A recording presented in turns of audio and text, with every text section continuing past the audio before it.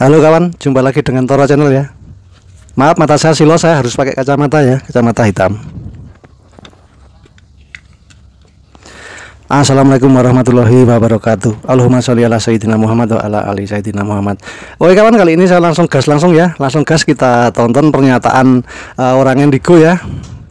Dia meramal masalah ada 3 DPO di kasus Vina. Ramalannya itu benar apa salah, Anda sendiri yang bisa menilai ya.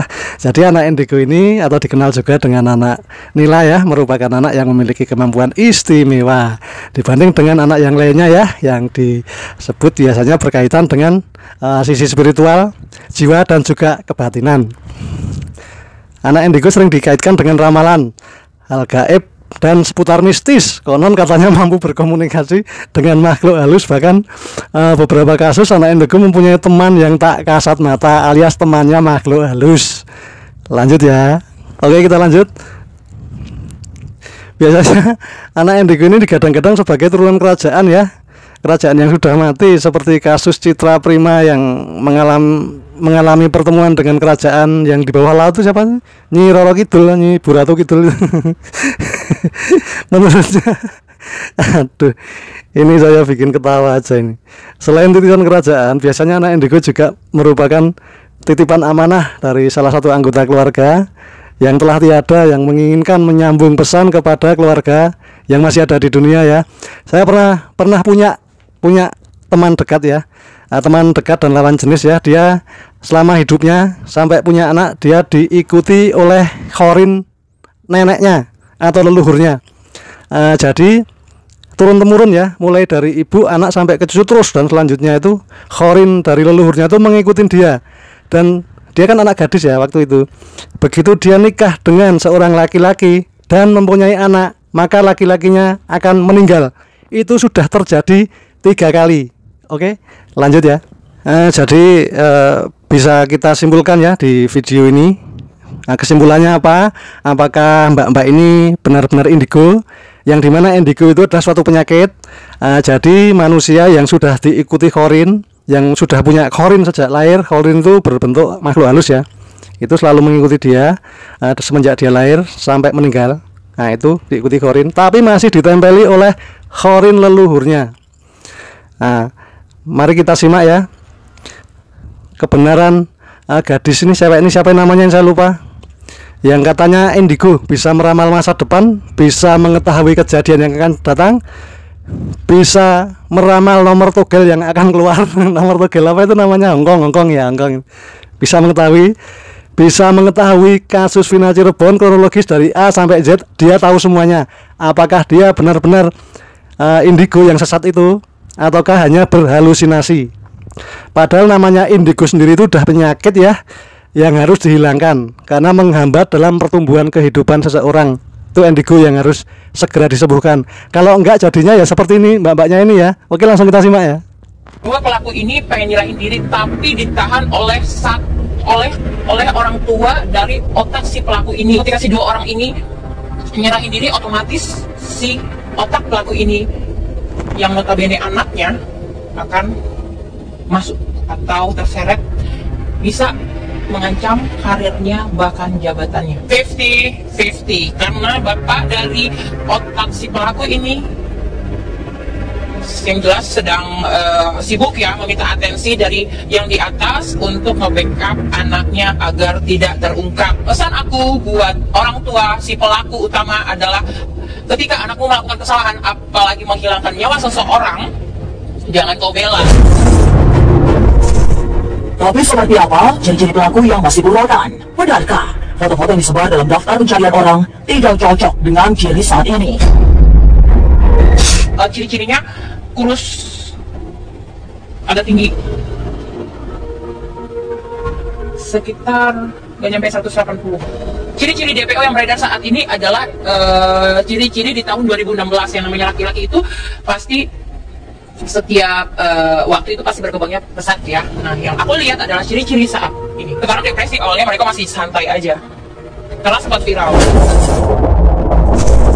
Berdasarkan keterangan sahabat Vina yang kesurupan, para pelaku bersembunyi di Jakarta. Namun menurut jejak hero lain, Jakarta hanya pelarian sementara. Sebab Tiga pelaku yang masih buron terus bergerak berpindah-pindah dari satu tempat ke tempat lain.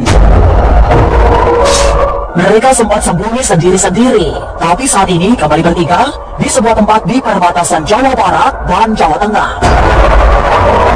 Awalnya waktu itu terjadi,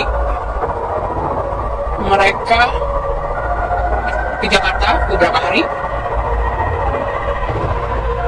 terus ke Jawa Barat, ke salah satu gunung, sempat ke daerah Jawa Tengah, terus ke Jakarta lagi, dan sempat ke daerah Lampung. Sempat bertiga. Setelah sekian lama mereka berpencar dan sekarang mereka... Gue ini sedikit cerita ya, curhat nih, gue jadi buka nih di sini.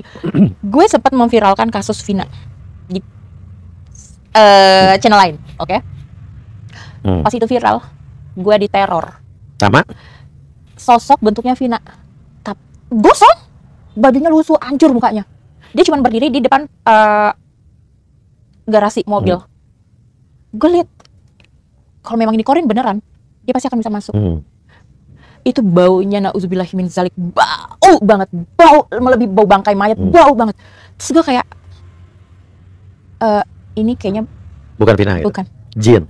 Ini pasti jin, menyerupai Vina karena gue sedang ngebahas itu gitu. Yang namanya jin itu dia merekam momen satu kejadian dan merekam isi otak kita nih, kita mikirin apa nih, terus ada jin di situ, dia bisa merekam itu dan berwujud seperti itu gitu. Nah jadi gue mikir, oh ini kayaknya gue halu nih, gue masih mikir gue halu om. Gue naiklah ke atas, gue liat ke bawah masih, oh berarti nggak halu gue diemin aja. Hari kedua ada lagi om, datang lagi dengan posisi yang sama, itu jam 2 lewat. Gue duduk aja diem, gue merem, fokus, gue melihat ada cowok parubaya pakai hitam-hitam. Gue bisa bilang dia dukun lah ya, sama kayak gue, sama dukun gitu. Terus di sebelahnya tuh ada kain bungkus putih kayak pocong. Gue kayak gue tahu nih dari mana. Gue langsung cari energinya, nyampe lah ke salah satu keluarga si pelaku. Oh yang dua, punya salah power. satu dari dua tadi. Ya, dan dia memang menggunakan spiritual untuk nge-backup keluarganya dari dulu, memang ada itu. Gue mikir, gue diem aja nih. Oke, selama lo nggak akan bisa masuk ke dalam. Kalau lo bisa masuk ke dalam, berarti lo muntah darah. Gitu. Karena kalau kita lihat kayak gitu, kita nggak boleh takut om. Kalau kita takut, iman kita menipis, otomatis batin kita menipis kan, jadi bisa ditembus. Gue tantangin, lo masuk ke dalam, lo muntah darah. Oke, hilang. Hari ketiga aman. Hari keempatnya itu, nah laki gue yang nyium bau bangke. Di satu rumah tuh bau bangke. Jamnya sama, pas gue lagi di kamar lagi kerja.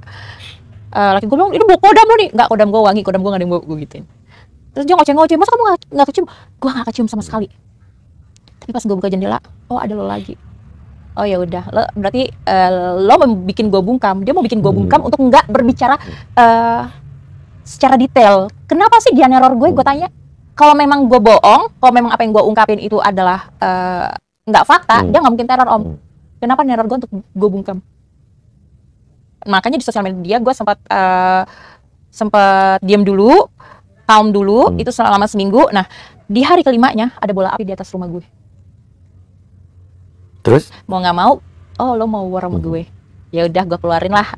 Ya ada besti gue lah, gue keluarin. Akhirnya dihalau. Itu bola api di atas, itu namanya itu teluh. Udah, jadi gue mau dimatiin. Dan gak nongol lagi? Gak nongol lagi sampai sekarang. Karena gue bilang, lo masuk, lo muntah darah. Gak ada sampai sekarang. Nah, buat Linda, dicek dulu itu. Kalau memang lo indigo, lo pasti bisa bedain itu jin atau Corin atau bukan.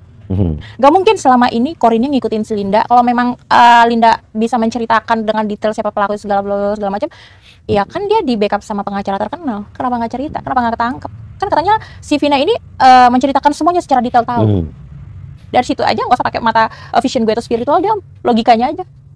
Jadi menurut Vina tuh nggak gentayangan kan? Enggak, ada juga nih ya netizen ngomong, Kak Caca tolong dong lihat katanya si Vina gentayangan di jembatan itu nih. Gue meluruskan di sini buat masyarakat Cirebon ya, biar nggak terus-terusan khawatir sering lihat Vina. Kadang-kadang duduk Vina di jembatan di belakang, katanya terus ada suara nangis. Bukan. Itu bukan Corin Vina, bukan arwah Vina. Apalagi namanya arwah ya, kita namanya orang meninggal tuh pasti udah langsung ke Sang Pencipta. Gitu loh. Jadi apa yang kalian lihat itu jin yang merekam kejadian di tempat itu dan dia berwujud seperti itu. Jadi yang kalian lihat itu adalah jin, bukan Corin Vina. Nah ini meluruskan, kasihan juga masalahnya. Iya. Jadi kadang-kadang netizen gue kalau malam itu di jalan itu sepi karena takut sering Iya. lihat sosok-sosok itu, karena kan ya itu tadi cerita masyarakat setempat, terus tuh ngebahas Vina meninggalnya tragis, kan kerekam jadi wujud. Kita aja sempat datang malam-malam ke jembatan itu kan. Oh ya, dan sekarang itu pun Cirebon lagi perang bintang. Iya. Oh, perang bintang. Perang bintang tuh it's mean like saling pusaka tuh saling terbang. Oh, serius dalam rangka? Lagi parah banget sih emang. Dalam rangka ya itu tadi dari kota B ke Cirebon. Untuk gimana caranya mengelabui biar masyarakat